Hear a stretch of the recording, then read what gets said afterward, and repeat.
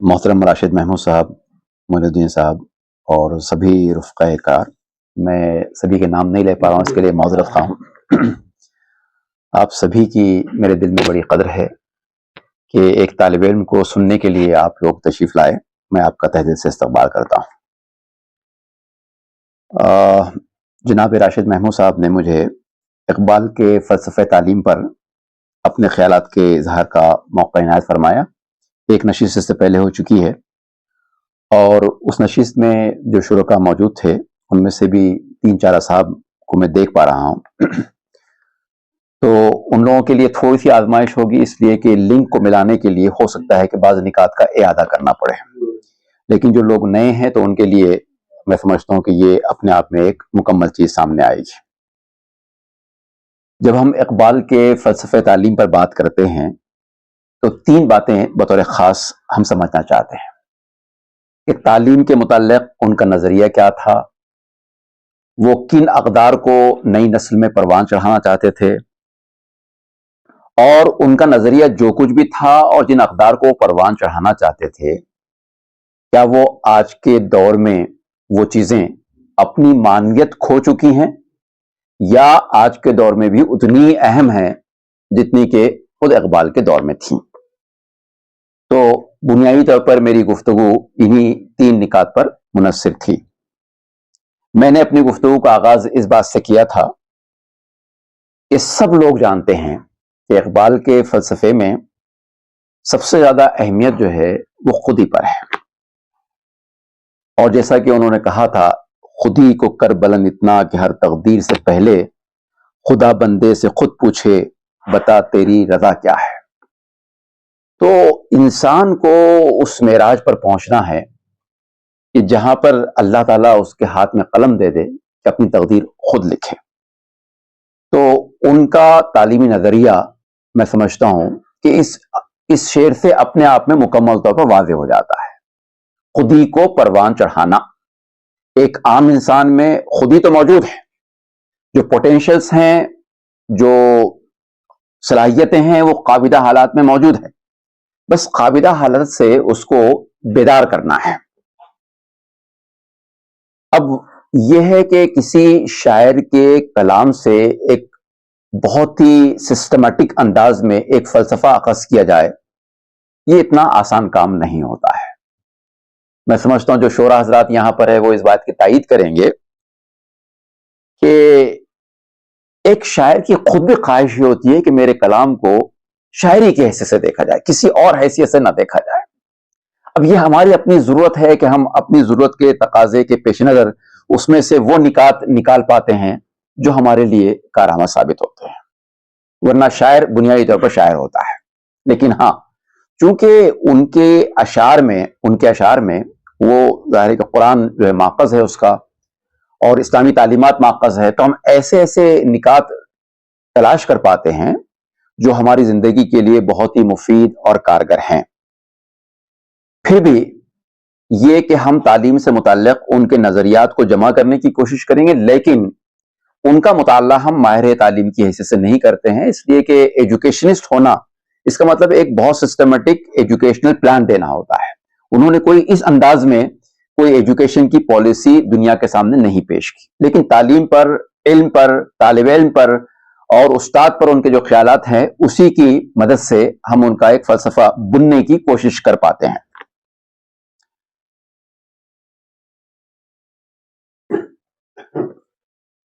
जहां तक तालीम का सवाल है, आप जानते ही हैं कि तालीम का, एजुकेशन का बुनियादी मकसद होता है multi faceted development of the personality.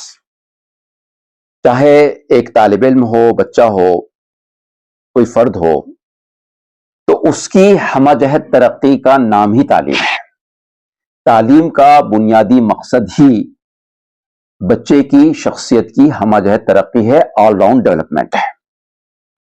अब बड़े अफसोस की बात है कि आज के दौर में वो लोग जो तालीम और ताल्लुम से वाबस्ता है, और बिलखुसूस असातिज़ा इकराम, उनमें भी आज अक्सरियत ऐसे लोगों की है जो तालीम के मकासद को समझे बगैर तदरीस के फ़राइज़ अंजाम देते हैं।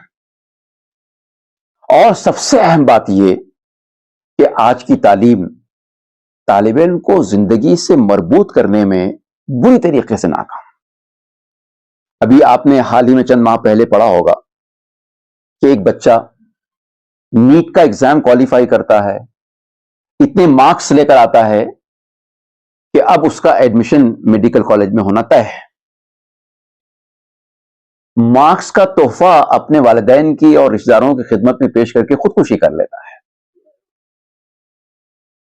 آپ یہی چاہتے تھے نا مجھ سے کہ میں نیٹ کوالیفائی کر لوں, لیجیے میں نے کر لیا, آپ کی خوشی کے لیے کر لیا. زبردستی کی. آپ سمجھتے نا کہ میں نہیں کر سکتا ہوں, میں نے رات دن ایک کر کے جان تو محنت کر کے آپ کی خواہش کو پوری کر دیا, اب مجھے اجازت دیجیے میں رخصت ہو رہا ہوں. اور جو لوگ موجود بھی ہیں, زندگی سے کیا رغبت ہے ان کی, صبح ہوتی ہے, شام ہوتی ہے, عمر یوں ہی تمام ہوتی ہے. خود زندگی سے, زندگی بعد موت کے بارے میں تو ہم نہیں بات کر رہے ہیں, یہ جو زندگی ہے 4 دن کی زندگی جسے ہم کہتے ہیں, اس سے بھی رغبت پیدا کرنے میں ہمارا تعلیمی نظام بڑی حد تک ناکام ہو چکا ہے. آپ اکثر لوگوں کو دیکھیے, کسی سروس والے آدمی سے جس کے ریٹائرمنٹ کے لیے چند سال باقی ہیں, مجھ جیسے آدمی سے اگر آپ پوچھیں یہ کیسے گزر رہی ہے, ہاں گزر رہی ہے, کٹ رہی ہے, اتنی تو گزر گئی, اب تھوڑی سی رہ گئی, وہ بھی گزر جائیں گی. بڑی ٹھنڈی ٹھنڈی سانسیں لے کر لوگ زندگی سے متعلق ایک طرح سے مایوسی کا اظہار کر رہے ہیں. یہ تعلیمی نظام زندگی اور اس کی نعمتوں کو اجاگر کرنے میں اس معنی میں ناکام ہو گیا ہے کہ وہ لوگ جو IAS آفیسر بن رہے ہیں, وہ لوگ جو بہت کامیاب ترین لوگ بن رہے ہیں دنیا کے, جیسے انڈین فیملی, ایک لڑکا نوجوان وہ امریکہ جاتا ہے, وہاں جانے کے بعد اسٹرگل کر کے جاب حاصل کرتا ہے, جاب حاصل کرنے کے بعد رشتہ تلاش کرتا ہے, اتفاق سے ایک انڈین فیملی میں وہیں اس کی شادی ہو جاتی ہے, بہت اچھی لائف, بنگلہ خرید لیا, کار خرید لی, بالکل ویل سیٹلڈ. اچانک جو بھی وجوہات ہیں اس کی وجہ سے جاب چلا جاتا ہے, ریسیشن کی وجہ سے جاب چلا گیا. آپ لوگوں نے اخبار میں ضرور پڑھا ہوگا یہ. اور جاب چلا گیا, پھر انہوں نے اپنے مکان کو کرائے سے اٹھا دیا, چھوٹے سے مکان میں جا کر رہ گئے, پھر دیکھا کہ اخراجات پورے نہیں ہو رہے ہیں, پھر ایک اسٹیج ایسی آئی کہ اپنے چھوٹے چھوٹے 2 بچوں کے ساتھ کپل نے خودکشی کر لی. یہ آپ لوگ اپنی جاگتی آنکھوں سے اس طرح کے مناظر کو ایک کے بعد ایک دیکھ رہے ہیں. تو کیا زندگی کا یہی ایک مقصد باقی رہ گیا ہے کہ جاب اگر رہے گا تو سب کچھ, اور جاب اگر نہیں ہے تو کچھ نہیں کر سکتا انسان؟ ایک مثال کے طور پر میں اگر دوں آپ کو تو اس طرح سے کہہ سکتا ہوں کہ بامبے کے مضافاتی علاقے میں ایک دیہات میں ایک بچہ پتنگ اڑا رہا تھا, اور پتنگ اڑاتے اڑاتے اس کی نظر پڑی کہ سامنے سے ایک پتنگ کٹ کر آ رہی ہے. تو اس کے اندر ایک جذبہ پیدا ہوا کہ کاش میں اس پتنگ کو بھی حاصل کر لوں. بڑی اچھی خوبصورت پتنگ تھی, بڑا سائز تھا, جو بھی تھا. تو دھاگے کی چرخی جو بچہ پکڑا ہوا تھا اپنا دوست, اس کے ہاتھ میں وہ ڈور دے دیتا ہے اور کہتا ہے کہ میں اس پتنگ کو لے کر آتا ہوں, اور دوڑ لگاتا ہے. اب پتنگ پر نظر ہے, تیز دوڑ رہا ہے, راستے میں جو بھی ٹریفک ہے اس پر نظر نہیں ہے. اچانک چوراہے تک پہنچ جاتا ہے, ایک کار ادھر سے آ رہی ہے, یہ بھی برق رفتاری سے دوڑ رہا ہے اور کار بھی برق رفتاری سے آ رہی ہے. کار ڈیش دے دیتی ہے اور بچے کی آن دا اسپاٹ وہاں پر ڈیتھ ہو جاتی ہے. اگر غور کر کے دیکھیں تو کیا بچے کی زندگی اس پتنگ کی قیمت سے بھی زیادہ سستی تھی جو اس نے اس پتنگ کے لیے دے دی؟ نہیں. ظاہر ہے کہ انسانی جان تو بڑی قیمتی ہے, لیکن پھر اس نے وہ جان کیوں دے دی؟ کیونکہ وہ اپنی زندگی کی قیمت نہیں جانتا تھا. ہم میں سے کتنے ہی لوگ ہیں جو کٹی پتنگوں کے پیچھے بھاگ رہے ہیں. کوئی ٹی وی سیریلز کی طرف بھاگ رہا ہے, کوئی ویڈیوز کی طرف بھاگ رہا ہے, اور کوئی جو ہے آپ جانتے ہیں واٹس ایپ کی طرف دوڑ لگا رہا ہے. جو اللہ تعالیٰ نے زندگی کا تحفہ عطا کیا ہے اس کی کیا قدر و قیمت ہے, اس کا احساس نہیں ہونے کی وجہ سے ہم الگ الگ کٹی پتنگوں کے پیچھے دوڑ رہے ہیں. تو علامہ اقبال اور فلسفے خودی اور تعلیم کا جو نظریہ ہے وہ اسی پر محیط ہے کہ انسان کو سب سے پہلے اپنی قدر سے آگاہ کر دیا جائے کہ آپ ان چھوٹے چھوٹے مقاصد کے لیے نہیں پیدا کیے گئے ہیں، آپ ایک بہت اعلیٰ اور عرفہ نصب العین کے لیے پیدا کیے گئے ہیں، آپ کو زمین پر اللہ تعالیٰ کا خلیفہ بنا کر بھیجا گیا ہے، اور خلیفہ اور وائسرائے اور نائب ہونے کا جو حق ہے وہ آپ کو ادا کرنا ہے، اور وہ ادا کرنے کے لیے آپ کے اندر جو صلاحیتیں ہم نے قابضہ حالت میں رکھی ہے ان کو پہچانیے، ان کو بیدار کیجئے، ان کو پروان چڑھائیے، اور پھر ساری دنیا پر جو ہے کنٹرول حاصل کیجئے۔ یہ جو نظریہ ہے میں سمجھتا ہوں کہ یہ اپنے آپ میں بڑا ہی حرکیاتی اور ڈائنامک قسم کا نظریہ ہے جس کے بہت گہرائی سے مطالعہ کرنے کی ضرورت ہے۔ میں نے وہ مثال بھی دی تھی کہ جس میں شاعر کہتا ہے کہ باغ بہشت سے مجھے حکم سفر دیا تھا کیوں، کارے جہاں دراز ہے اب میرا انتظار کر۔ تو اللہ تعالیٰ نے جو کائنات بنائی تھی وہ کائنات ظاہر ہے کہ بہت زیادہ آباد نہیں تھی، آج کی طرح سے جو آبادیاں ہم کو نظر آتی ہیں، جو عمارتیں ہم کو نظر آتی ہیں، اور جو ہم کو سواریاں نظر آتی ہیں، اور جو برج نظر آتے ہیں، ایسا کچھ بھی نہیں تھا۔ لیکن انسان نے، اللہ تعالیٰ تو خالق کائنات ہے، اس نے سارے کائنات کی تخلیق کی، لیکن انسان نے کہا کہ آپ خالق کائنات تو میں بھی تو عبد الخالق ہوں، آپ ہی کا تو بندہ ہوں، آپ کی جو تخلیقی صلاحیتیں ہیں آپ نے میرے اندر بھی ودیت کی ہے، تو میں ان سے کام لیتے ہوئے آپ کی دنیا کو سنوارنے میں لگ گیا ہوں۔ تو دنیا کو سنوارنا یعنی بات چل رہی ہے اپنی صلاحیتوں کو پہچاننے سے، ان کو بیدار کرنے سے، اور پھر ان کو بروکار لانے سے۔ اور کس لیے لے کر آنا ہے؟ تاکہ اس کائنات کو مزید رنگین بنایا جائے، اس کائنات کو مزید پر رونق بنایا جائے اور بامانے بنایا جائے۔ اپنی دنیا آپ پیدا کر اگر زندوں میں ہے، اپنی دنیا آپ پیدا کر اگر زندوں میں ہے، سر آدم ہے ضمیر کن فکا ہے زندگی۔ تو یہ جو نظریہ ہے بڑا حرکیاتی قسم کا نظریہ ہے، اس میں خودی کو پروان چڑھانے کی جو اسٹیجز ہے ہم نے اس سے پہلے اس پر بھی گفتگو کی تھی کہ سب سے پہلے مکمل اطاعت، اپنے آپ کو سرنڈر کر دینا ہے کہ اے کائنات، اے رب کائنات، میں کچھ نہیں، میں آپ کا بندہ، میں سب سے پہلے آپ کی اطاعت میں سر جھکاتا ہوں۔ پھر اس کے ساتھ ساتھ جب میں نے اپنے رب کائنات کے سامنے سر جھکا دیا تو اب خواہشات پر کنٹرول حاصل کرنا میری دوسری ذمہ داری ہے، اور پھر تیسری ذمہ داری یہ ہوتی ہے کہ میں اپنے آپ کو کنٹرول کرتے ہوئے اس مشن میں شامل ہو جاؤں جو دراصل الہی مشن ہے، جو اللہ تعالیٰ نے اپنے مشن کے تحت انسان کو پیدا کیا، اس مشن کا حصہ بن جانا۔ یہ جو ہے خودی کی اسٹیجز ہیں، اور اس کے لیے جو ڈائنامک نظریہ انہوں نے دیا ہے کہ جھپٹنا پلٹنا، پلٹ کر جھپٹنا، لہو گرم رکھنے کا ہے ایک بہانہ۔ یہ جو بات ہے بالخصوص آج مسلم تعلیمی اداروں میں، چاہے اساتذہ اکرام ہو چاہے طلبہ ہو، جب اساتذہ اکرام کی حالت ہے، ٹیچرز کی حالت ہے، تو بچوں کے اندر وہ حرکیاتی نظام کہاں سے پیدا ہوگا جو خود ٹیچرز میں موجود نہیں ہے۔ میں یہ نہیں کہتا ہوں کہ ہر بچہ ایکیڈمیکلی بہت اعلیٰ مقام پر چلا جائے، یہ ممکن نہیں ہے، ہر ایک کی دلچسپی کا میدان الگ رہے گا۔ بعض لوگوں کے مارکس اچھے آئیں گے، کوئی گراؤنڈ میں بہت شہ سوار ثابت ہوگا، اور کسی کی کوئی اور صلاحیت رہیں گی۔ صلاحیتوں کے لحاظ سے مختلف لوگوں کے مقامات مختلف ہو سکتے ہیں۔ اگر آپ ہر انسان پر غور کر کے دیکھیں تو ہر انسان اپنے آپ میں بڑی منفرد تخلیق ہے، بہت ممتاز، کسی اور انسان سے اس کا موازنہ کیا ہی نہیں جا سکتا۔ تو اس کی اس انفرادیت کو اپیل کرنا ہے کہ آپ کے اندر جو انفرادیت ہے اس انفرادیت کو بروکار لے کر آئیے۔ ستاروں سے آگے جہاں اور بھی ہے، ابھی عشق کے امتحان اور بھی ہے۔ یہ جو بات ہے کہ آپ کی جو لمٹ ہے، اور لوگ جہاں تک پہنچ گئے وہ آپ کی لمٹ نہیں ہے، اس کے آگے بھی اور دنیا ہے، آپ کو وہ تلاش کرنی ہے۔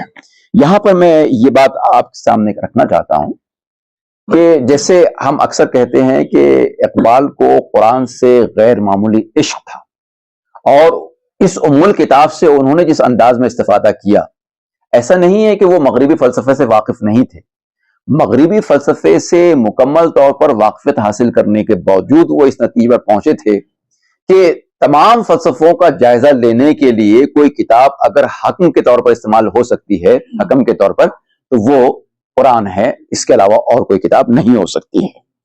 تو اپنے من میں ڈوب کر پا جا سراغ زندگی، اپنے من میں ڈوب کر پا جا سراغ زندگی، تو اگر میرا نہیں بنتا تو نہ بن، اپنا تو بن۔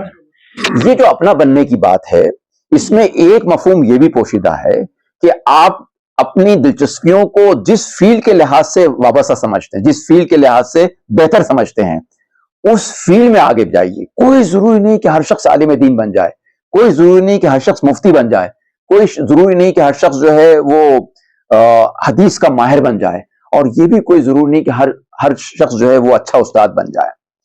دلچسپی کا میدان جو بھی ہو، اقبال کا پیغام یہ ہے کہ آپ کو وہاں پر نئے آسمان تلاش کرنا ہے۔ آپ اس بلندی پر پہنچے، جیسے شاعر کہتا ہے کہ میں اپنے فن کی بلندی سے کام لے لوں گا، مجھے مقام نہ دو میں خود مقام لے لوں گا۔ تو یہ جو مقام حاصل کرنے کی بات ہے، یہ جھپٹنا پلٹنا، پلٹ کر جھپٹنا، یہ سب جو ہے کس لیے ہے؟ یہ اسی لیے ہے کہ آپ اس مقام کو حاصل کر سکیں۔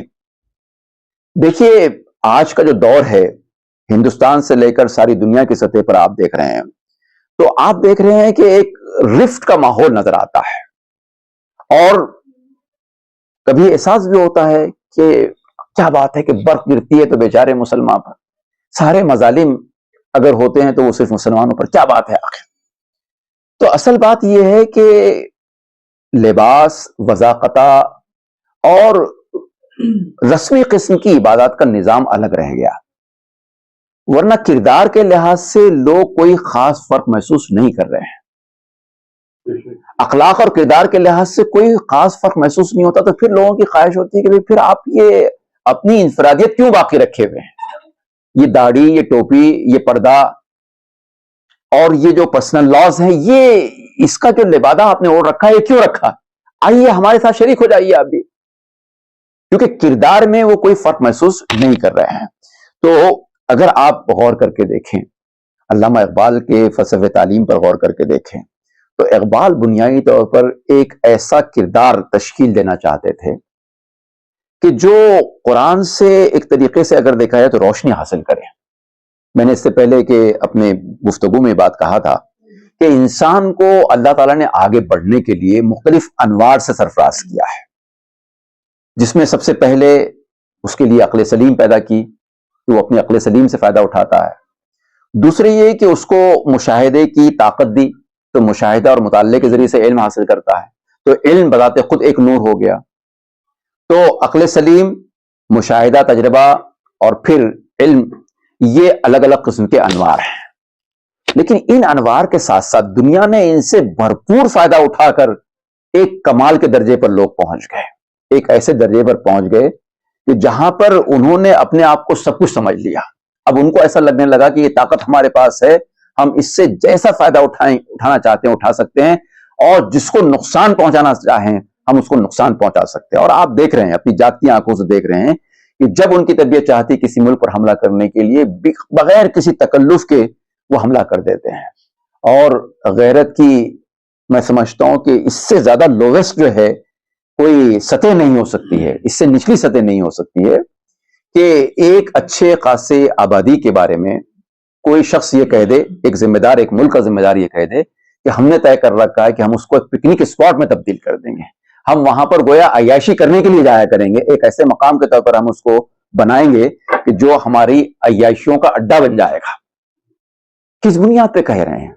یہ اس طاقت کی بنیاد پہ کہہ رہے ہیں جو سائنس اور ٹیکنالوجی کی بدولت انہوں نے حاصل کی ہے۔ تو اللہ تعالیٰ نے یہ صرف 3 قسم کے انوار نہیں پیدا کیے، میں نے کہا آپ سے، عقل سلیم، دوسرے مشاہدہ اور تجربہ، اور تیسرے اس کی بنیاد پر حاصل کیا ہوا علم۔ ان 3 انوار کے علاوہ چوتھا نور بھی اللہ تعالیٰ نے پیدا کیا، اور وہ نور ہے نور الہی، وہ نور ہے وحی کا نور۔ ان لوگوں نے کیا کیا، مغربی طاقتوں نے کیا کیا؟ ایسا نہیں ہے کہ وحی کا نور ان کے پاس نہیں پہنچا تھا، ان کے پاس پہنچا ہے۔ ایک تو یہ کہ اس میں بہت ساری تحریفات کر دی، رد و بدل کر دیا، تبدیلی کر دی، چینج کیا، اپنی مرضی اس میں شامل کر دی، اور دوسرے یہ کہ وہ جس حالت میں موجود ہے انہوں نے اس کو چرچ کی 4 والز میں مقید کر دیا۔ اب اس سے اس کو باہر استفادہ کرنے کے موڈ میں نظر نہیں آتے۔ اور کتنی اتفاق کی بات ہے، بلکہ کتنے افسوس کی بات ہے، المیہ ہے یہ، کہ جن لوگوں کے پاس وحی کا نور اپنی پوری آب و تاب کے ساتھ موجود ہے، یعنی امت مسلمہ، انہوں نے کیا کیا؟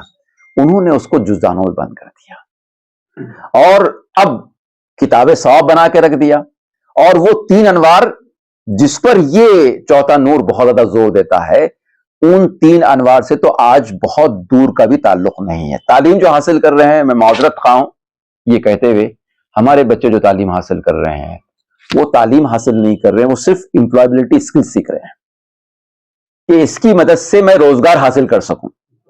پیرنٹس کا، ٹیچرز کا اور بچوں کا اگر کوئی مقصد ہے تو اس کے سوا کوئی اور مقصد نہیں ہے کہ یہ تعلیم، یہ ڈگری، یہ سرٹیفکیٹ مجھے روزگار دلانے میں کامیاب ہو جائے، ایک وائٹ کالر جاب کا حصول اس کے ذریعے سے ممکن ہو جائے۔ ساری تگ و دو صرف اس جانب ہے۔ تو کتاب الہی سے استفادہ کرتے ہوئے، اس چوتھے نور سے استفادہ کرتے ہوئے، پہلے 3 انوار پر قابو پاتے ہوئے اس موقف میں آنا کہ جیسا کہ آپ جانتے ہیں کہ اللہ تعالیٰ کی یہ سنت رہی ہے کہ قیادت کا علم، لیڈرشپ کا جو پرچم ہے، لیڈرشپ کا جو جھنڈا ہے، جو فلیگ ہے، ہمیشہ اسی ملت، اسی کمیونٹی کے ہاتھ میں ہوتا ہے جس کے پاس علم کا پرچم ہوتا ہے۔ علم کا علم جس ملت کے پاس ہوگا، قیادت کا علم اسی کے پاس ہوگا۔ آج علم کا علم تو ان کے پاس ہے، تو قیادت کا علم بھی ان کے پاس ہے۔ اس میں کوئی شک کی گنجائش نہیں ہونی چاہیے۔ ہمارے پاس، ہم بڑے فخر کے ساتھ کہتے ہیں کہ ہمارے قرآن کی پہلی آیت ہی اقرا سے شروع ہوتی ہے، پڑھو۔ تو تعلیم پر جو زور دیا گیا ہے اور تعلیم کے جو معنی اور مفاہیم بیان کیے گئے ہیں، گویا ہم نے تو اس سے اپنا تعلق جو ہے بالکل قطع کر کے رکھ دیا ہے، توڑ کے رکھ دیا ہے، کوئی تعلق ہی نہیں ہے اس سے۔ آپ دیکھیے کہ وہی سے تعلق کو بہت ہی لمیٹڈ سمجھنے کے باوجود علم سے گہرا تعلق انہوں نے کیسا بنا لیا، اس حد تک بنا لیا کہ اب جیسے میرے پاس یہ موبائل ہے، آج سے تقریباً 6 مہینے پہلے، 8 مہینے پہلے میرے بچوں نے مجھے خرید کے دیا۔ میں ابھی تک اس کے سارے فنکشن سمجھ نہیں پایا۔ ظاہر ہے کہ جو نئے بچے ہیں، آج کی جنریشن ہے، چھوٹے بچے ہیں، وہ بہت جلدی سمجھ جاتے ہیں۔ ہم لوگوں کو ایک ٹیکنوفوبیا ہوتا ہے تو بہت جلدی سمجھ بھی نہیں پاتے ہیں۔ تو میں ابھی اس کے فنکشنز کو سمجھنے میں ہی ہوں کہ بچے اشارہ کرنے لگے ہیں کہ بابا اب یہ آؤٹ ڈیٹڈ ہو گیا ہے۔ تو یہ روز آنا جو جدید ٹیکنالوجی آ رہی ہے، خدا را سوچئے کہ کہیں آسمان سے تو نازل نہیں ہو رہی ہے نا، اس کے پیچھے انسانوں کی کوشش ہے۔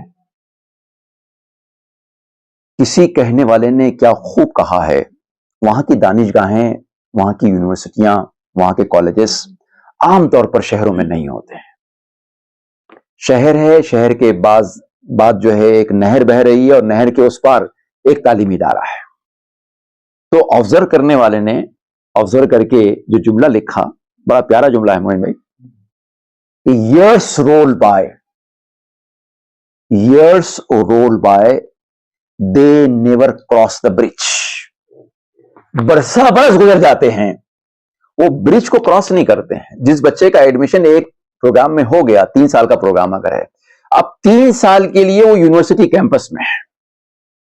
جب میں اپنے طلباء کے سامنے یہ بات رکھتا ہوں تو وہ سوچتے ہیں سر ویسے تو ان کے پاس تو ساری فیسلٹیز ہوں گی، فلم بھی وہیں پر ہوں گی، ساری چیزیں وہاں پر، تو ان کو باہر آنے کی ضرورت بھی نہیں ہے۔ یعنی ہمارا ذہن وہیں پر کام کر رہا ہے۔ ہاں ٹھیک ہے، ساری سہولتیں وہاں پر موجود ہیں، اور اس میں بھی کوئی شک نہیں کہ وہ ان ساری فیسلٹی سے استفادہ بھی کرتے ہیں، لیکن جو لوگ باہر رہ کر آ چکے ہیں وہ لوگ اس بات کی گواہی دیں گے کہ ہفتے میں 5 دن، اور 5 دن کی جو کارکردگی ہے، ہم 7 دن بھی کام کر کے وہ کارکردگی اور وہ آؤٹ پٹ ہمارے پاس نہیں ہے۔ لوگوں نے اپنے آپ کو کمٹ کر دیا ہے، جس پروجیکٹ کو انہوں نے اپنے انڈرٹیک کیا ہے اس میں کیا نئی چیز لے کر آ سکتے ہیں، اس کے لیے ان کا کمٹمنٹ ہے۔ جب تک کہ وہ پورا نہیں ہوتا وہ باہر نہیں آتے ہیں۔ اور ہمارے پاس کیفیت یہ ہے کہ سیٹرڈے اور سنڈے اگر آف ہے تو فرائیڈے دوپہر کی کلاسز میں طلبہ غائب ہے اور منڈے کو آتے آتے آدھا دن گزر جاتا ہے. یہ ہمارے تعلیمی اداروں کا حال ہے. اور میں یہ کوئی اسکول کے بچوں کی بات نہیں کہہ رہا ہوں, میں یونیورسٹی کے طلبہ کی بات کہہ رہا ہوں کہ اچھا طلبہ کے بارے میں کیا کہا جائے. وہ کمٹمنٹ جو ٹیچرز میں موجود نہیں ہے وہ طلبہ میں کہاں سے آ جائے گا. تو لوگوں نے صرف دنیا کو کمانے کے لیے اتنے کمٹمنٹ سے کام لیا ہے, اور وہ ملت جو دعویٰ کرتی ہے کہ مجھے دنیا بھی کمانا ہے اور مجھے آخرت بھی کمانا ہے, دعویٰ ہی نہیں کرتی, دعا بھی کرتی ہے, ربنا آتینا فی الدنیا حسنۃ وفی الآخرۃ حسنۃ وقنا عذاب النار. دنیا میں بھی آپ کو جو ہے بھلائی چاہیے اور آخرت میں بھی بھلائی چاہیے. اور کمٹمنٹ کیا ہے؟ تو کمٹمنٹ اس کے سوا کچھ نہیں ہے کہ میرا بچہ ڈگری حاصل کر کے ایک وائٹ کالر جاب حاصل کر لے. اس کے علاوہ کوئی کمٹمنٹ ہمارے پاس موجود نہیں ہے.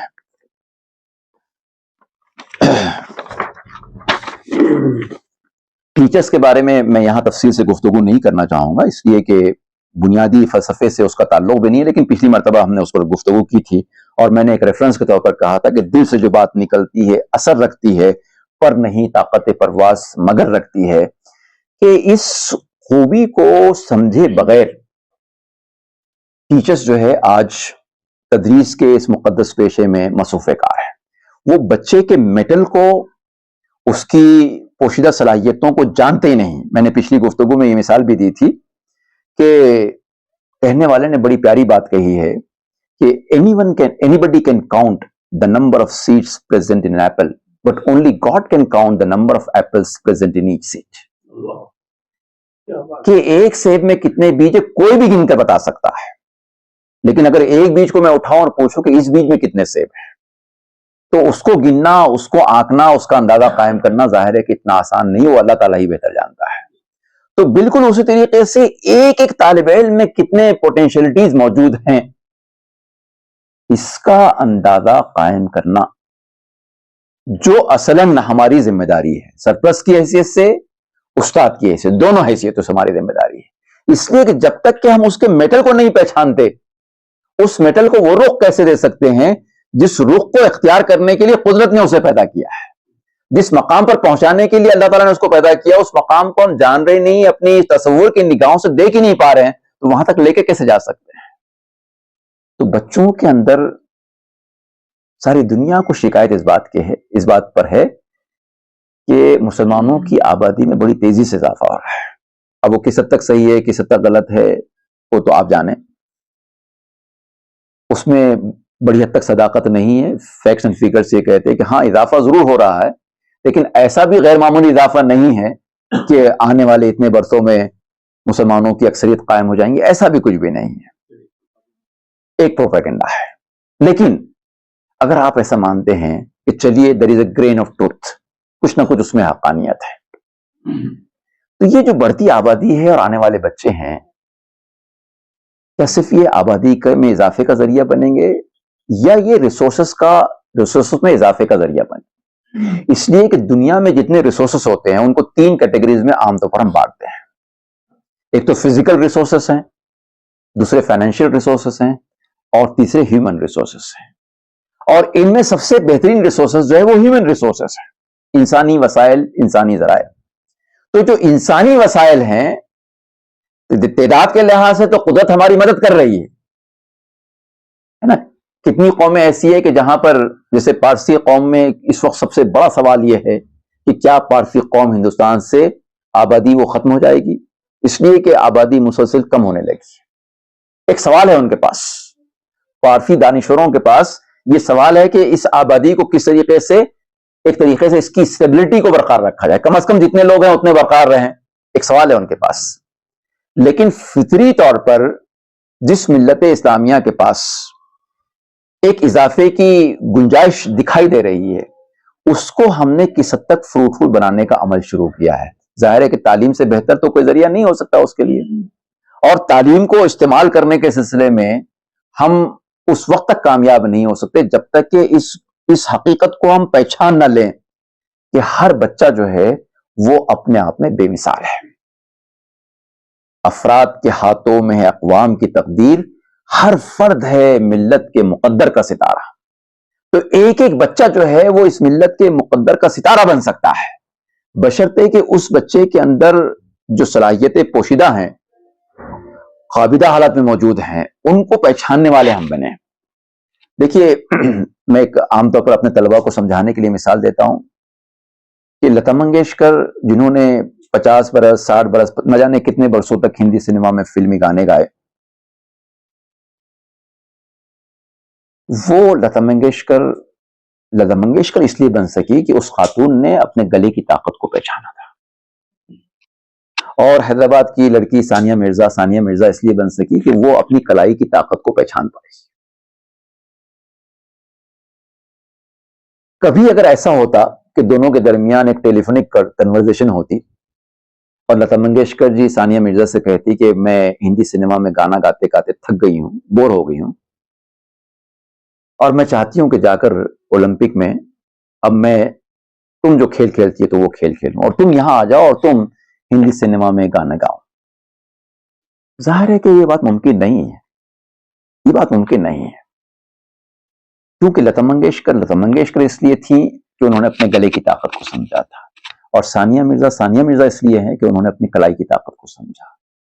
تو بالکل یہی بات ہے کہ ہمارے بچے اپنی صلاحیتوں کو کب پہچانیں گے جبکہ بڑے ہی نہیں پہچان پا رہے ہیں، اور بڑے ان کی صلاحیتوں کو کب پہچانیں گے جبکہ خود کی صلاحیت کو نہیں پہچان پا رہے ہیں۔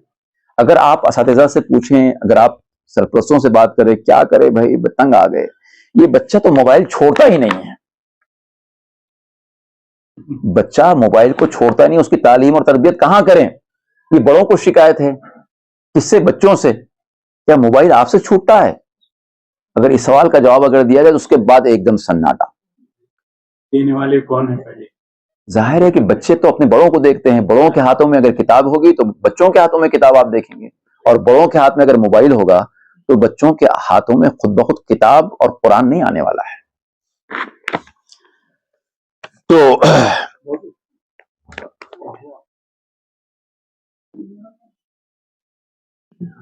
وہ طالب علم کو بہت ہی ایکٹیو ریسیپینٹ بنانا چاہتے تھے، ایک پیسیو ریسیپینٹ نہیں بلکہ active participant in the process of education. تعلیم کا جو عمل ہے اس عمل میں طالب علم کا ایک فعال کردار جو ہوتا ہے، اگر آپ علامہ اقبال کے کلام پر غور کر کے دیکھیں تو وہ چاہتے ہیں کہ طالب علم کو ایک فعال کردار اپنے طالب علمی کے زمانے میں لینا سکھانا ہے۔ ظاہر ہے کہ یہ بڑوں کی ذمہ داری ہے، ٹیچرز کی ذمہ داری ہے۔ اور پھر وہ تعلیم جو روحانیت سے دور ہو، اس کے بارے میں کہتے ہیں کہ اللہ سے کرے دور تو تعلیم بھی فتنہ، اللہ سے کرے دور تو تعلیم بھی فتنہ، املاک بھی اولاد بھی جاگیر بھی فتنہ، ناحق کے لیے اٹھے تو شمشیر بھی فتنہ، شمشیر ہی کیا نعرے تکبیر بھی فتنہ۔ وہی ہو رہا آج کل۔ تو نعرے تکبیر کا استعمال بھی ہم کہاں کر رہے ہیں؟ میں نے اس سے پہلے کہ اپنی گفتگو میں بات کہی تھی کہ نہیں چھوڑیں گے نبی کا دامن، نہیں چھوڑیں گے۔ جو قوم اور جس کے نوجوان اور بچے یہ نعرہ لگاتے گزرتے ہیں، کوئی پوچھنے والا پلٹ کر پوچھے تو صحیح کہ ارے نادانو تم نے نبی کا دامن پکڑا ہی کب تھا؟ چھوڑنے کی بات تو بہت دور کی بات ہے، پکڑا ہی کب تھا؟ اگر پکڑے ہوتے تو ایسا نہیں ہوتا کہ ادھر اذان ہو رہی ہے اور ادھر تم آتش بازی کرتے ہوئے تمہارا جلوس گزر رہا ہے، ایسا تو نہیں ہو سکتا تھا۔ تو یہ بات ہے کہ یہ ساری چیزیں کائنات کو مسخر کرنے کی دعوت اقبال ضرور دیتے ہیں، لیکن روحانیت کے ساتھ۔ اور وہ کہتے ہیں کہ روحانیت کے بغیر اگر ہو، اپنے تعلق کو اللہ سے استوار کیے بغیر اگر آپ جو ہے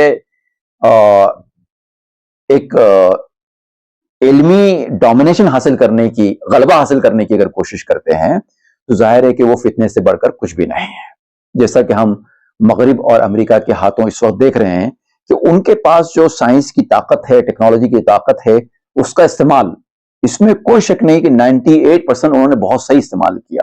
آج ساری انسانیت ان کی ایجاد کردہ، ان کی دریافت کردہ چیزوں سے استفادہ کر رہی، اس میں کوئی شک نہیں، لیکن 2% اس کا غلط استعمال بھی ہے، اور وہ 2% میں سمجھتا ہوں کہ اتنا بھیانک استعمال ہے کہ جس میں ہم عراق کی حالت کو دیکھ پاتے ہیں، جس میں ہم افغانستان کے حالات کو دیکھ پا رہے ہیں، جس میں ہم پچھلے 2-2.5 برسوں سے فلسطین کی حالت کو دیکھ رہے ہیں، اور ایک طریقے سے اگر دیکھا جائے دنیا میں ایک طرح کا ٹیرر پیدا کر رکھا ہے. تو وہ ملت جس کے بارے میں یقین ہے اور جس کے پاس قرآن ہے، اور قرآن جو ہے صرف اور صرف اپنی علمی طاقت کا انسانیت کی فلاح و بہبود کے لیے استعمال کرنے کی اجازت دیتا ہے، تو وہ ملت اگر اس میدان میں اگر آگے بڑھتی ہے. میں مسلسل اس بات پہ غور کر رہا ہوں اور میں سمجھتا ہوں کہ یہ مناسب موقع ہے کہ میں آپ کی نظر یہ بات کروں کہ وہ دور گیا کہ جب کہیں کوئی چیز کی ایجاد ہوتی ہے، دریافت ہوتی ہے، کوئی نئی تحقیق سامنے آتی ہے تو ہم کہتے ہیں کہ کوئی خاص بات نہیں، 1400 سال پہلے ہمارے قرآن شریف میں یہ تو موجود ہے. پھر ہم یہ بھی کہنے لگتے ہیں کہ قرون اولیٰ کے مسلمانوں نے کیا عظیم الشان کارنامے انجام دیے، اور ان کی لکھی ہوئی کتابیں صدیوں تک ٹیکسٹ بک کے طور پر پڑھائی گئیں. ہم آپس میں بول کر خوش ہو لیتے ہیں، لیکن دنیا، آج کی دنیا اس کو ریکگنائز کرنے کے لیے بھی تیار نہیں. انہوں نے جن کو ریکگنائز کرنا تھا ریکگنائز بھی کیا، اور جن کو ایکسپلائٹ کرنا تھا ان کو ایکسپلائٹ بھی کیا، ان پر اور لوگوں نے اپنی اپنی عمارتیں کھڑی کر دی، اس لیے کہ وہ تسلسل باقی نہیں رہا. وہ علمی کارنامے جو ہمارے اسلاف نے انجام دیے تھے، اس کے بعد ہم خواب خرگوش میں مبتلا ہو گئے. تسلسل نہیں ہونے کی وجہ سے آج وہ کسی اور کی میراث بن گئی، اور ہم ایک طریقے سے دیکھا جائے تو یتیمی اور قسم پرسی کے عالم میں اس وقت اپنی زندگی گزار رہے ہیں. تو ضرورت اس بات کی ہے کہ خلوص دل کے ساتھ، میں نے جیسا بھی عرض کیا آپ سے کہ صرف یہ کہہ دینا کافی نہیں کہ 1400 سال پہلے یہ چیز قرآن میں موجود تھی. ابھی قرآن میں دنیا میں قیامت تک جتنی ایجادات ہوگی، جتنی دریافتیں ہوں گی، جو تحقیقات سامنے آئے گی، ان سب کا محور اور منبع قرآن موجود ہے. تو آج جو بات میں آپ سے کہہ رہا ہوں، آپ تھوڑا غور فرمائیں. جسارت کر رہا ہوں کہ ضرورت اس بات کی ہے کہ آپ کسی اور کا کریڈٹ لینے کی کوشش نہ کریں کہ یہ آپ نے آج ایجاد کیا، ہمارے پاس 14 سال پہلے موجود. آج جو آپ کے پاس قرآن شریف موجود ہے، آپ اس سے آغاز کر کے دیکھیں.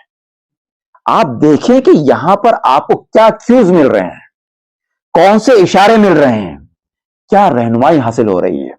میں معذرت خواہ ہوں، بہت سارے تعلیمی ادارے تو ایسے ہیں کہ سیکولر نظام تعلیم میں ایسے بہہ گئے کہ انہوں نے اخلاقی تعلیم کو اور دینی تعلیم کو بھی اپنے یہاں انٹری نہیں دی.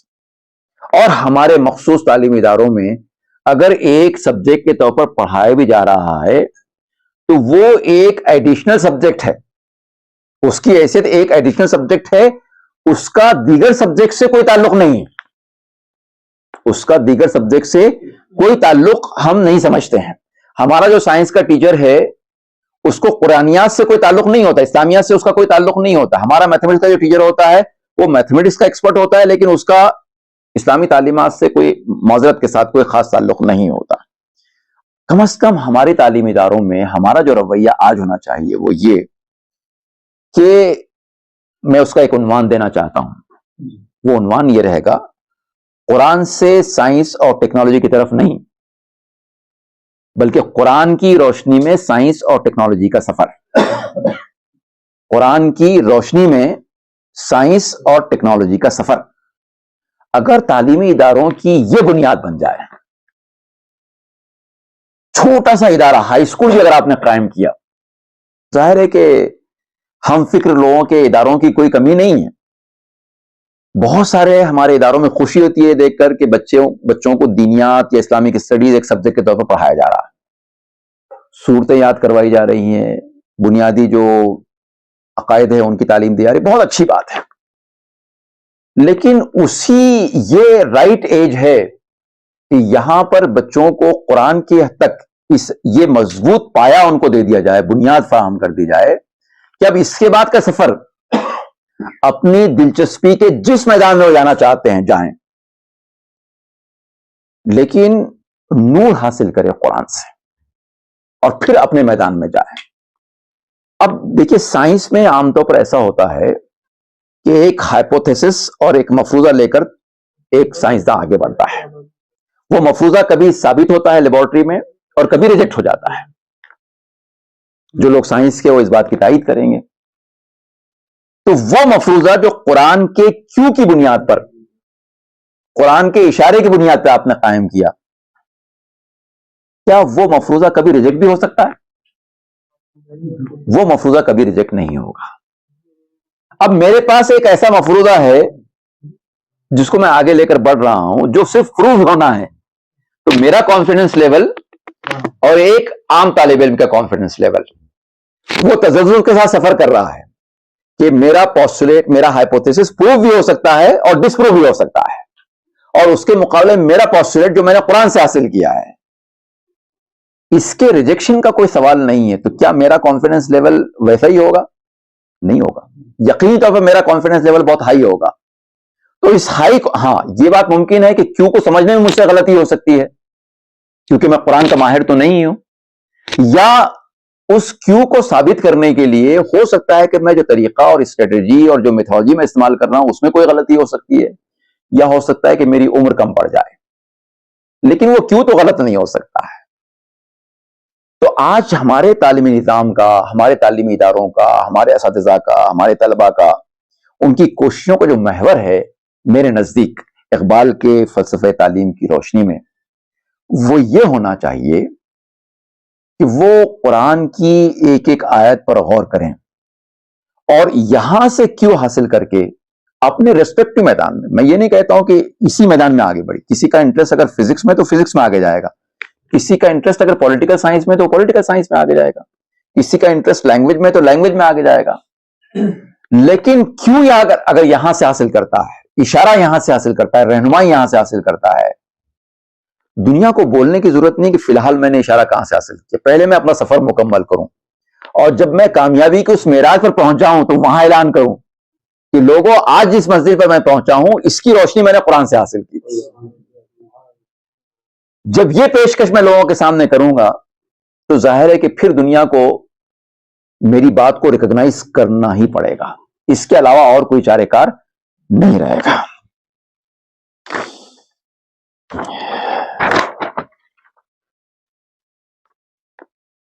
یہاں ایک بات یہ میں آپ کے علم میں لے کر آنا چاہتا ہوں کہ جب ہم علم کی بات کرتے ہیں اور علمی مشرافیوں کی بات کرتے ہیں اور جو نکات پیدا کرنے کی بات ہم کرتے ہیں، تو اور لوگوں کے نزدیک جب وہ علمی مکالمے میں اور مباحثے میں آتے ہیں تو صرف علمی باتیں کرتے ہیں، عمل سے کوئی خاص تعلق ان کا نہیں ہوتا ہے.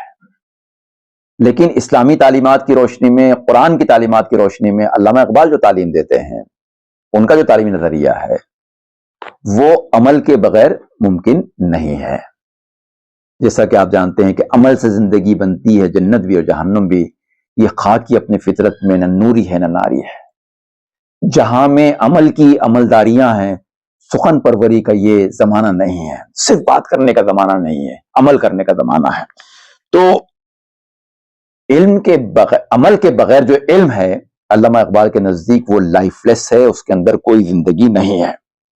تو پرپسفل ایکٹیویٹی پر وہ زور دیتے ہیں کہ جو بھی ایکٹیویٹی اسکولوں میں کرائی جائے، جو سرگرمی ہو، جو علمی سرگرمی ہو، اس کا ایک خاص پرپس ہونا چاہیے، پرپس کے بغیر وہ نہیں ہونا چاہیے.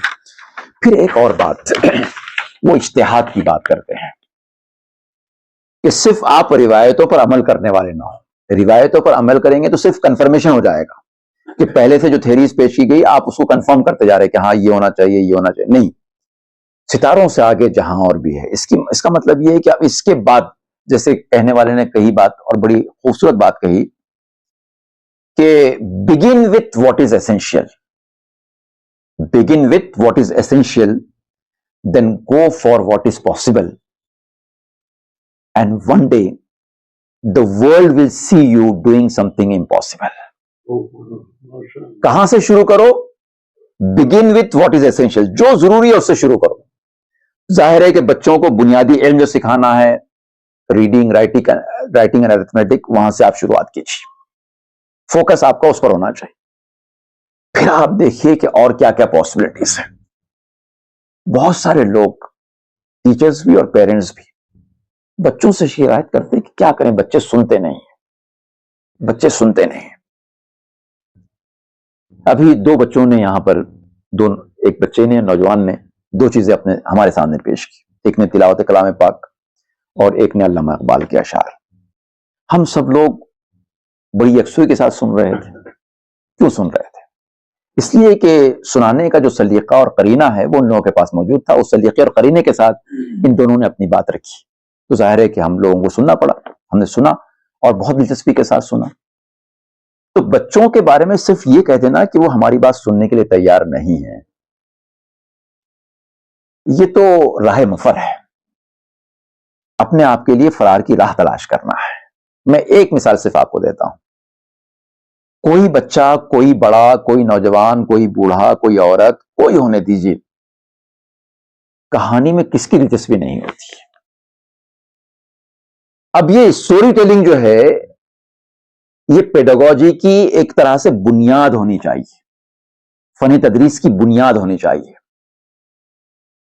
آج کے دور حاضر کے ایک بہت ہی مشہور و معروف ماہر تعلیم ججو بھائی بڈیکھا، جو مہاتما گاندھی کے ہم عصروں میں شامل تھے اور مہاتما گاندھی بھی ان کی بڑی عزت کرتے تھے، انہوں نے اپنی ایک کتاب لکھی. اس کا نام ہے دیو سپنا، دن کا خواب. گجراتی میں لکھی تھی، بعد میں ہندی میں ترجمہ ہوا، انگلش میں ہوا، بہت ساری زبانوں میں ہوا. دن کا خواب. اس کتاب میں مصنف اپنے آپ کو پیش کرتا ہے کہ میں جرنلسٹ ہوں اور میری خواہش تھی کہ میں ایک کلاس کو پڑھا کر ایک تجربہ کر کے دیکھوں. تو ایجوکیشن آفیسر میرے دوست تھے، میں ان کے پاس گیا، ان سے اجازت طلب کی. تو انہوں نے تو پہلے انکار کر دیا. انہوں نے کہا کہ بھئی ایجوکیشن کے بارے میں آرٹیکل لکھنا، اخبار میں چھاپ دینا بہت آسان بات ہے. آپ اے سی روم میں بیٹھنے والے آدمی، آپ کہاں کلاس روم میں جائیں گے اور پڑھائیں گے، اور وہ پرائمری اسکول کے بچوں کو ممکن نہیں ہے یہ. انہوں نے کہا نہیں، میرا پیشن ہے، میں جانا چاہتا ہوں. تو خیر انہوں نے اجازت دی، چند شرائط کی بنیاد پہ اجازت دی. یہ گئے، پڑھانا شروع کیا، نیا تجربہ کرنا شروع کیا. انہوں نے دیکھا کہ بچے تو شور و غل میں مصروف ہے، کیسے ان کو ایک پوائنٹ پر لایا جائے. چونکہ وہ ہندو صحافی تھے تو انہوں نے سوچا کہ بچوں کو اسی ذریعے سے میں ایٹریکٹ کروں گا. تو اوم بول کے آواز نکالی. اب بچوں نے جناب اوم جس انداز میں آوازیں نکالنا شروع کی تو اوم کا ہی ایک شور شرابہ ہو گیا وہاں پر. بڑے مایوس ہوئے. وہ اتنے مایوس ہوئے کہ پہلے ہی پیریڈ میں انہوں نے کلاس چھوڑ دی، کہا کہ چھٹی. اتنے مایوس ہوئے. اب ان کی چھٹی دینا تھا کہ دوسری کلاسز کے بچے چلا کر باہر آنے لگے کہ وہ کلاس کو چھٹی ہوئی تو ہم کو کیوں نہیں. پورے اسکول میں ایک شور و غل ہو گیا. سارے ٹیچرز نے ہیڈ ماسٹر کے پاس جا کے کمپلین کر دی کہ نئے ٹیچر جو آئے انہوں نے ایک کلاس کو چھوڑ دیا تو باقی بچے بھی چھٹی مانگ رہے، کیا کریں. ہیڈ ماسٹر ان پر ناراض ہو گئے کہ یہ کیا طریقہ ہے، آپ نے آتے کے ساتھ یہ اسکول کی ڈسپلن خراب کر دی، یہ کر دیا، وہ کر دیا. خیر معذرت کی. اب سوچا کہ کیا کروں، ان بچوں کو میں کیسے کنٹرول میں لے کر آؤں. دو تین چیزیں ان کے ہاتھ آئیں. ایک تو یہ کہ سارے بچوں کی دلچسپی ہوتی ہے کہانی سننے میں. دوسرے یہ کہ بچے کو اگر موقع مل جائے کہ میں کوئی نظم سنا سکوں تو اس کی کوئی خوشی کی انتہا نہیں رہتی. صحیح کروں جناب میں. اور تیسری بات کہ کلاس روم میں آئیڈیل باتیں پڑھنے سے زیادہ ان کو لگتا ہے کہ فیلڈ میں جانا چاہیے. باغ میں کیا ہو رہا ہے، پرندے کیسے چہچہا رہے ہیں، تتلیاں کیسے اڑ رہی ہیں، اس میں بدل دلچسپی ہوتی. تین چیزیں ان کے ہاتھ آ گئی. بس وہ تین چیزیں کیا ہاتھ آ گئی، سارے بچے ان کے ہاتھ آ گئے. کہانی سے پہلے بچوں کو کنٹرول کیا، پھر کہا کہ یہاں آپ بور ہوتے ہیں، چلیے باغ میں چلتے ہیں، پارک میں چلتے ہیں، وہاں لے کر گئے. پھر وہاں پڑھانا شروع کیا اور وہ پیڑ پودوں کے ساتھ ساری چیزیں شیئر کرنی شروع کی. اور پھر رفتہ رفتہ جو ہے کلاس روم کی طرف راغب ہوئے، یہاں تک کہ ایک ٹرم پورا جو ہے، فرسٹ ٹرم پورا وہ ایسی ایکٹیویٹیز میں چلا گیا اور سلیبس کا ایک حصہ بھی نہیں ہوا. تو ہیڈ ماسٹر نے شکایت کی کہ آپ کو سال کے آخر میں، اس زمانے میں سیمسٹر سسٹم تو نہیں تھا، اینوئل سسٹم تھا، سال کے آخر میں جو امتحان ہوگا آپ کے بچوں نے کامیاب ہو کے بتانا ہے. ان کو بھی فکر ہوئی. لیکن اب بچے اتنے کنٹرول میں آ چکے تھے کہ اب ایک ٹاپک کو پڑھانے کے لیے دوسرے ٹیچر کے لیے ایک ہفتے کی ضرورت تھی تو یہ ایک پیریڈ میں اتنا کام ہو جاتا تھا، اس لیے کہ بچے ان کے اشاروں پر کام کر رہے تھے.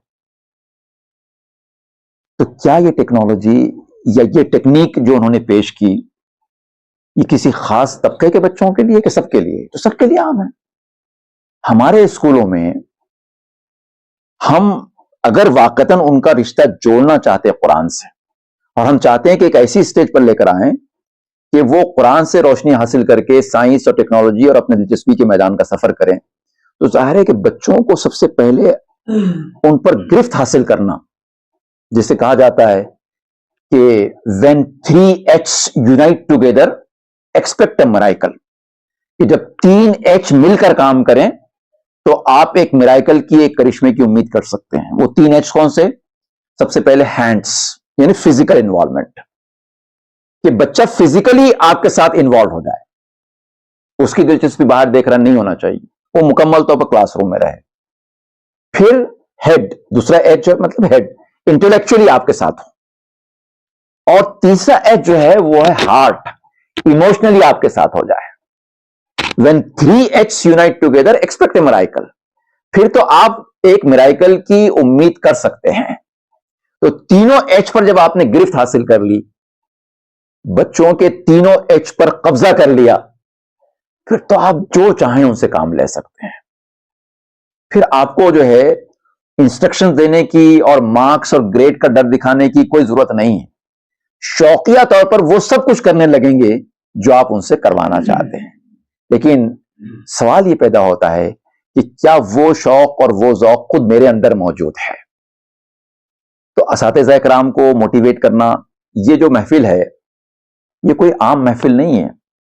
اور جناب، آپ جو جناب راشد محمود صاحب ہیں، ان کی سادگی پہ مت جائیے۔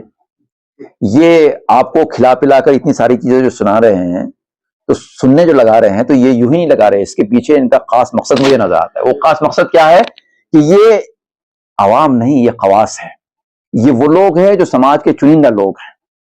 یہ لوگ اگر چاہیں تو ان کے کانٹیکٹ میں آنے والے ٹیچرز کو بھی متاثر کر سکتے ہیں، اور نہیں تو کچھ نہیں، سرپرست کی حیثیت سے اپنے بچوں کو ہی موٹیویٹ کرنے والے لوگ ہیں یہ۔ اب آپ کہیں گے کہ صاحب ہم موٹیویٹ کرنے کے علاوہ کیا کر سکتے ہیں؟ تو یقین مانیے کہ بچے کی کامیابی، اگر 100% کامیابی اگر آپ چاہتے ہیں تو 99% تو ٹھیک ہے، ریسپریشن محنت سے آئے گی، لیکن 1% انسپریشن سے آتی ہے، تحریک سے آتی ہے، جوش اور خروش سے آتی ہے۔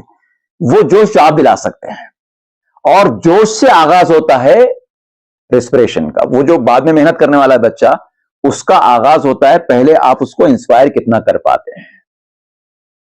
تو a bad teacher complains, a good teacher explains, but the best teacher inspires۔ تو انسپائر کرنے والے تو ہم بن سکتے ہیں، موٹیویٹ کرنے والے تو ہم بن سکتے ہیں، ترغیب دلانے والے تو ہم بن سکتے ہیں، تحریک دلانے والے تو ہم بن سکتے ہیں۔ اللہ تعالیٰ کرے کہ ہم سب کے اندر یہ جذبہ پیدا ہو کہ ہم اپنے سرپرستوں کو، وہ بچے جو اسکولوں میں پڑھ رہے ہیں ان کے والدین کو اور ان کے ٹیچرز کو کم از کم موٹیویٹ کرنے والے بنیں۔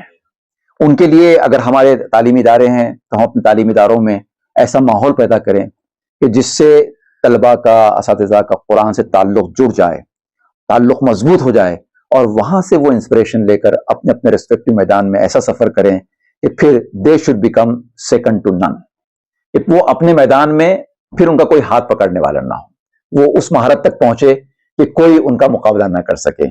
جب وہ اس مقام پر پہنچ جائیں گے اور ٹاورنگ ایک طریقے سے اگر دیکھیں لائٹ ہاؤس بن جائیں گے، اور وہاں جا کر اعلان کریں گے کہ آج آپ مجھے اگر لائٹ ہاؤس مانتے ہیں تو میں نے اپنا لائف قرآن سے حاصل کیا تھا، تو پھر میں سمجھتا ہوں کہ یہ اپنے آپ میں ایک مکمل مشن ہو جائے گا۔